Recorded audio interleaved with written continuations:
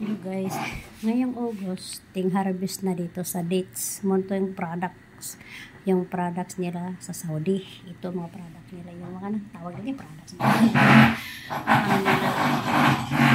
Tama ba yung products nila? Yung ano nila, ano ba yung ano nila dito ba?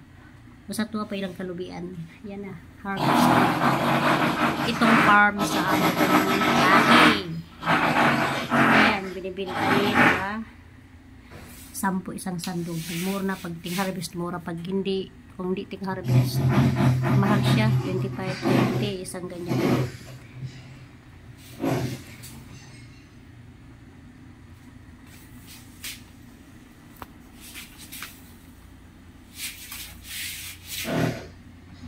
May taga-pungis man silang farm.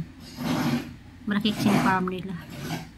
Pambintas ng company, hindi lang to. Ay, yung produkto nila sa Saudi. Mo yung produkto nila sa Saudi yan. Dates. Ano,